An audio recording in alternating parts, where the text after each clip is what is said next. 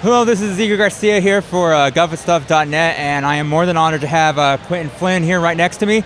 How you doing, man? I'm doing well, Colonel Garcia. How are you?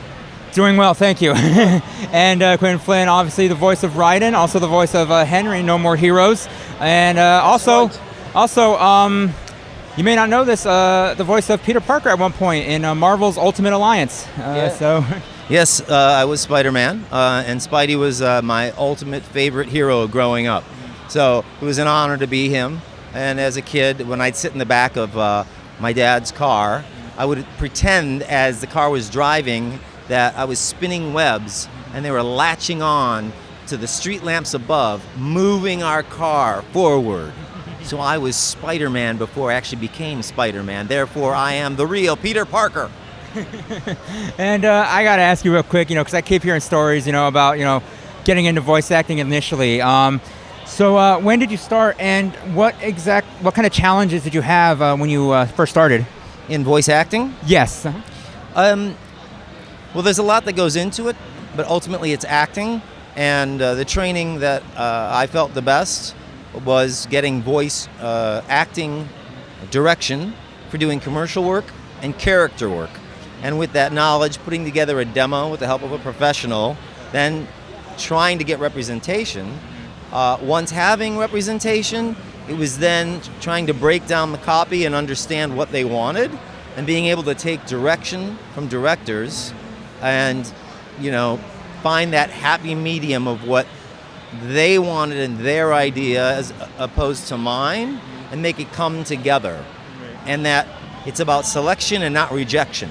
So if I get booked for a gig, it's because they wanted what I did. And if I don't, it's not because they didn't want me. It's because they wanted what somebody else did. Right. And, time goes on, and then eventually you're the voice of one Jack, a.k.a. Raiden, in Metal Gear Solid 2.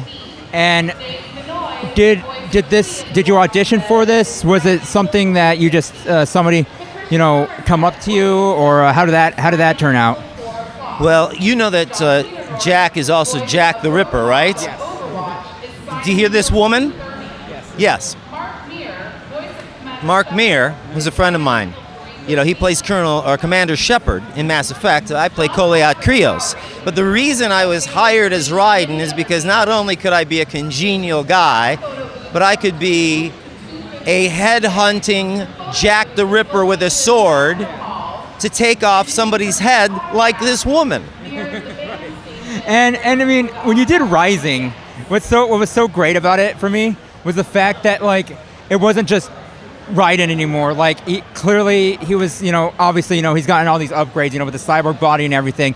And to me, what was so great was just I felt like in that game you just let loose.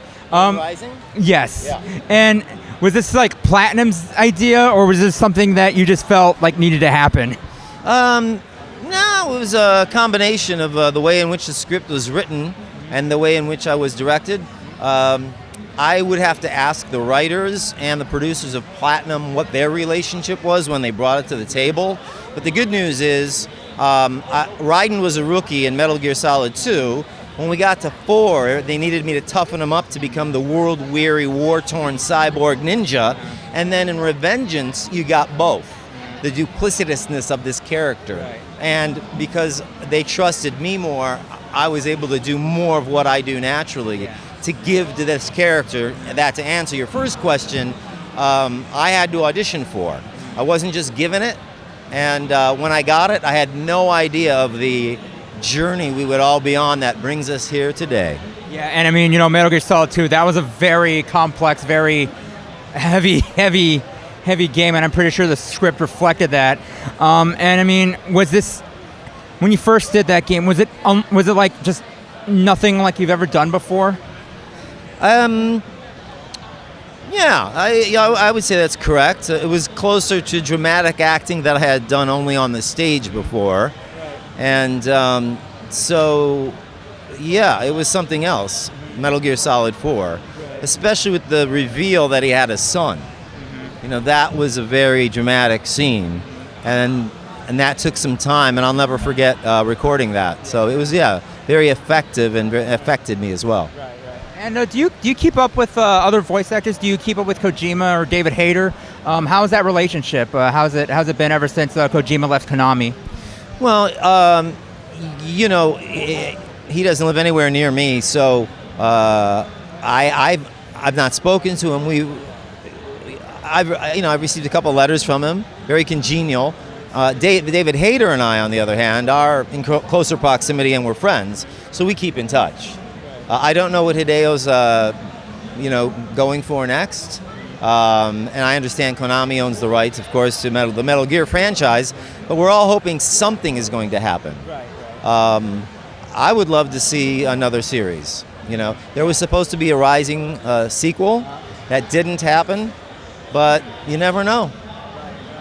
And I mean, I think the demand is still there, even though, Konami still owns the rights. And obviously there was a not so warm reception from Metal Gear Survive, but I mean, clearly there's still demand for, Metal Gear. I agree. Yeah. And really, I see right there, he also is the voice of Timon and Pumbaa. How did that end up happening? That's right. Hakuna Matata. What a wonderful phrase.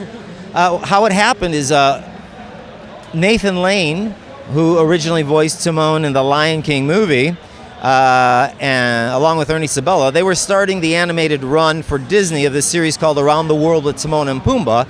He was cast in the movie The Birdcage with Robin Williams and Gene Hackman and Hank Azaria, so he had to take off to shoot this movie. So they needed to recast an actor who could not only act, sound like Nathan, and, basically find the essence of Timon all in one.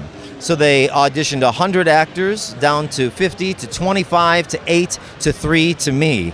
And as a result, I did 40 episodes, including Timon's twin brother Monty, and various other characters. Nice. And really, before I let you go, because I know you got limited time, but is there any advice for anybody who wants to get into voice acting? Like, is there anything you would tell somebody if someone were to come to you and say, "How do I get into the business?" I would say act. Always be acting.